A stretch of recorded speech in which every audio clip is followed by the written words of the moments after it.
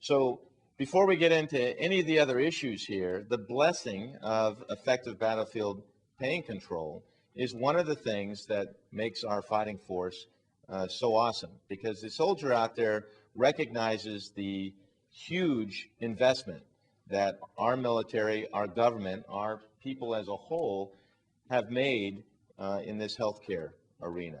And in fact, it's led to a very astonishing statistic, if you haven't heard it before. Less than 10% died of wounds rate, which never before in the history of modern warfare has any land army been able to achieve that statistic. Now, people immediately say, well, you can't suggest that the current conflicts in Afghanistan and Iraq have anything to do with previous wars, and I'm not. But I can tell you that the metal that's flying around out there isn't flying around any slower, and the techniques that our enemies are using to wound us are in many cases far more severe than we've had to deal with in the past. And the fact that we've been able to achieve that statistic is attributable to a number of things: improvements in body armor, improvements in medical care far forward, blood component therapy.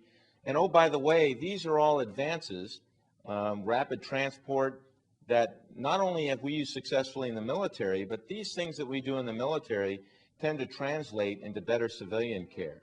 So the next time you see an aircraft passing overhead, or an ambulance racing down the street, or you hear about some new innovative therapy, in many cases, those therapies have been first learned about and tried on modern battlefields to adjust to the conditions that we find ourselves in. Pain is no exception. But the reality was, in 2003, when I showed up on the battlefield, we were still essentially applying Civil War technology to the pain management issues we had in this conflict. Now, that may be shocking on the surface, but the issue wasn't so much that morphine wasn't a bad choice. Patients were static in previous conflicts. They weren't going anywhere. A nurse could stand, boots on the ground, next to the patient's bedside, and administer this medication and other opioid medications very effectively in managing the pain until the patient was stable for transport. So what's changed? Well, this device has changed. This is a C-130 transport aircraft, one of the aircraft, very highly technical pieces of equipment that has made all the difference in this 10% died of wounds rate.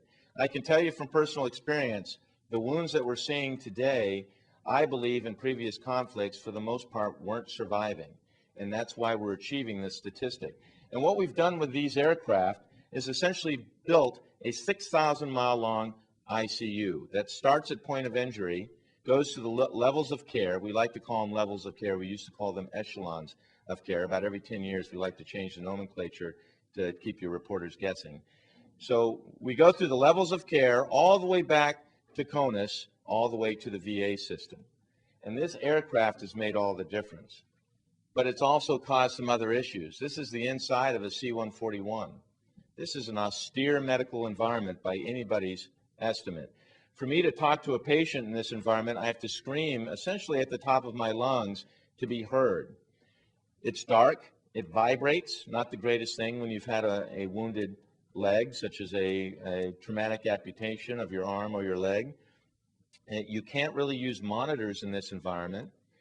And the staffing of these aircraft, if it's a critical care patient, they often have what's called a CCAT patient, or a CCAT team rather, to take care of that critically ill patient. That's that ICU in the sky.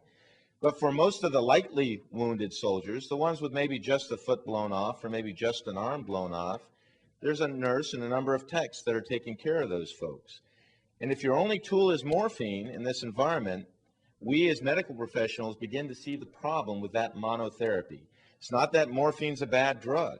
It's just when you're a hammer, all the world's a nail. And when all you have is morphine and you keep pushing morphine, you begin to run into some of the unwanted side effects.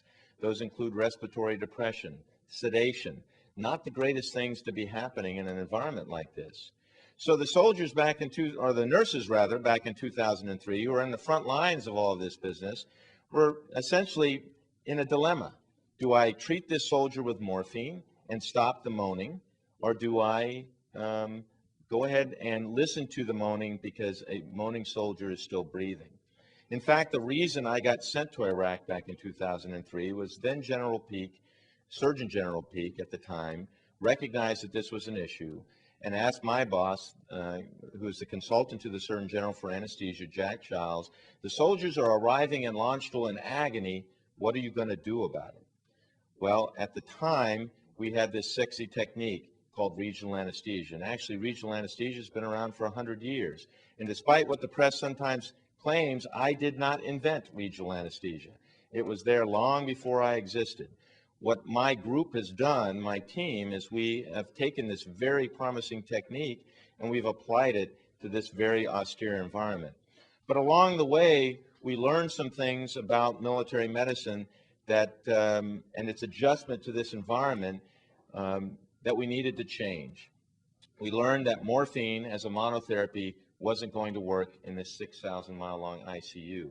We also learned that we needed to unburden our nursing staff from these pain issues using modern technology that we already had in the civilian system of medicine.